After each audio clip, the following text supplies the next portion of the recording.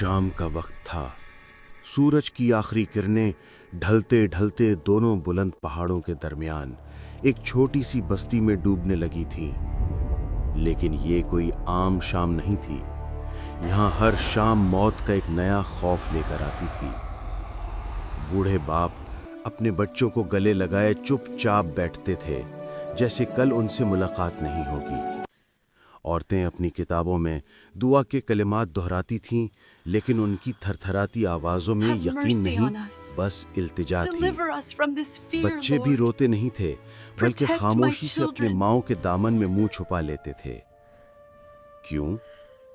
کیونکہ جب بھی رات کے اندھیرے میں پہاڑ کے اس پار سے شور اٹھتا، وہی دردناک چیخیں، وہی درندے والی گراہٹ، تو صبح بس کچھ لاشیں، جل بجھی بستیاں اور خون سے سنی مٹی ملتی تھی۔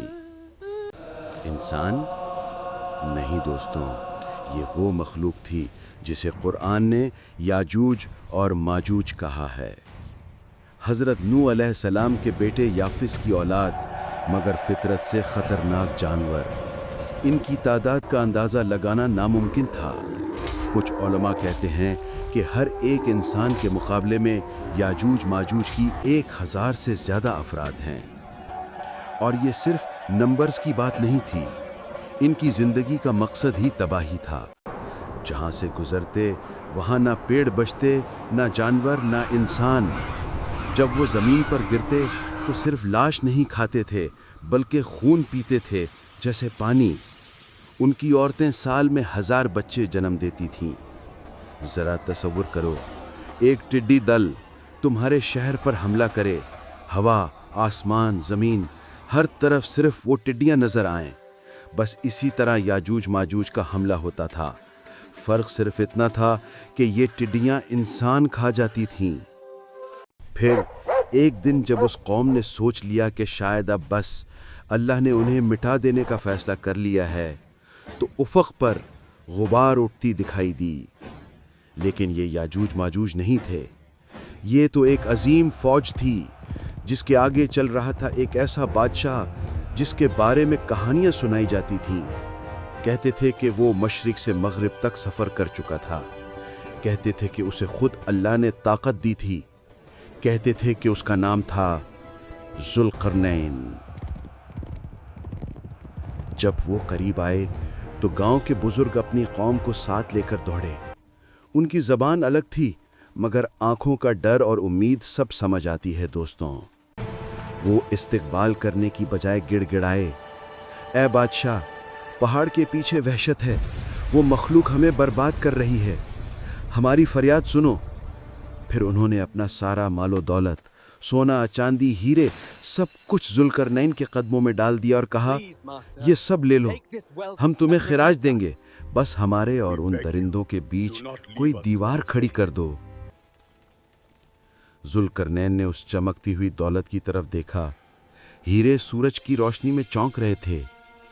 پھر انہوں نے نظر اٹھائی اور فرمایا، جو میرے رب نے مجھے دیا ہے وہ تمہاری ساری دولت سے کہیں بہتر ہے، لیکن تمہاری مدد میں ضرور کروں گا۔ مجھے پیسہ نہیں، تمہاری محنت چاہیے۔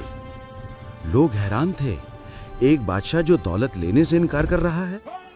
ذوالقرنین نے مسکرا کر کہا، اپنے ہاتھ اٹھاؤ اور اپنی قسمت خود بدلتی دیکھو۔ صبح ہوتے ہی کام شروع ہو گیا۔ ہزاروں مرد، عورتیں اور بچے مل کر پہاڑوں سے پتھر توڑنے لگے۔ لوہے کی بھاری بھاری سلیاں منگوائی گئیں، سانچے بنائے گئے۔ ذوالقرنین صرف حکم نہیں دے رہے تھے، وہ خود ان مزدوروں کے ساتھ پتھر اٹھا رہے تھے، پسینہ بہا رہے تھے۔ پھر وہ عجیب نظارہ تھا جب دونوں پہاڑوں کے درمیان لوہے کی دیواریں اٹھائی جانے لگیں۔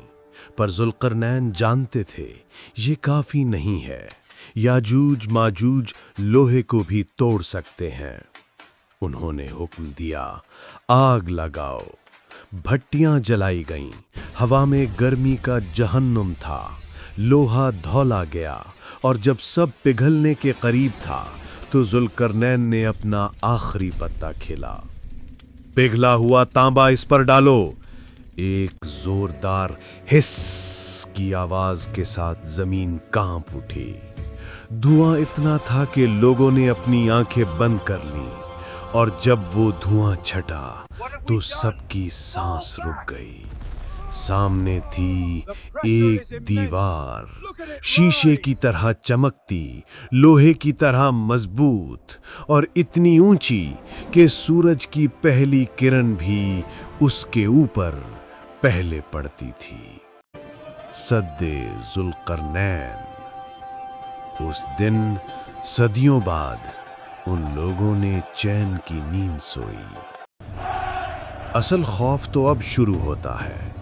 وہ مخلوق آج بھی زندہ ہے اس دیوار کے پیچھے۔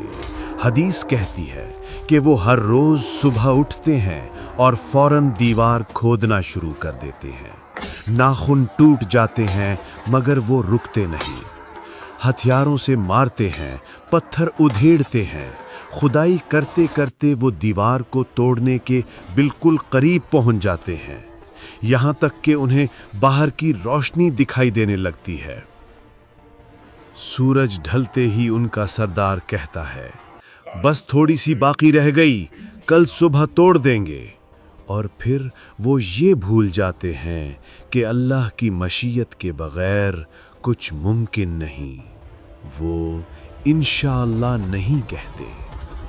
جب اگلے دن صبح آتے ہیں تو دیوار ویسے ہی آباد اور مضبوط کھڑی ہوتی ہے۔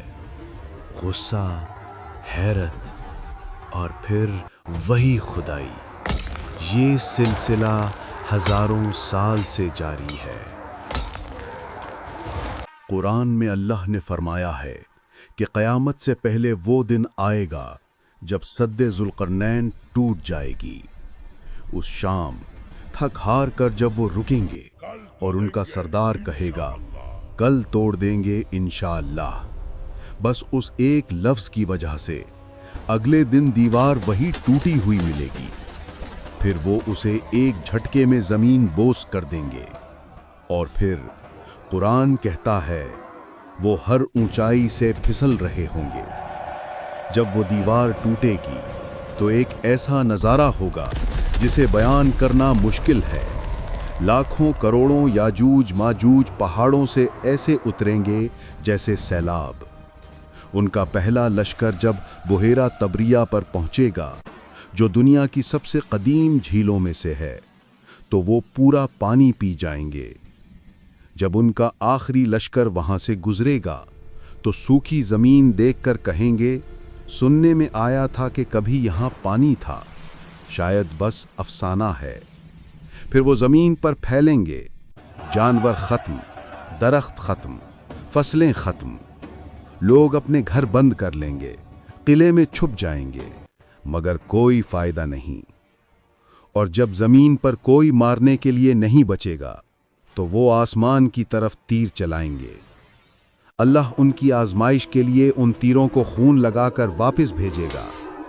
یاجوج ماجوج خوشی سے بغلیں بجائیں گے اور نعرہ لگائیں گے، ہم نے زمین والوں کو مار دیا اور آسمان والوں کو بھی شکست دے دی۔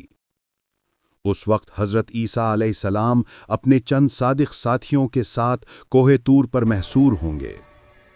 حالات اتنے سخت ہوں گے کہ ایک بیل کا سر 100 دینار میں ملے گا، اور وہ بھی قسمت والوں کو۔ حضرت عیسیٰ اور ان کے ساتھی رات بھر اللہ سے گڑ گڑائیں گے، روتے ہوئے دعائیں مانگیں گے، اور پھر اللہ کی مدد آئے گی۔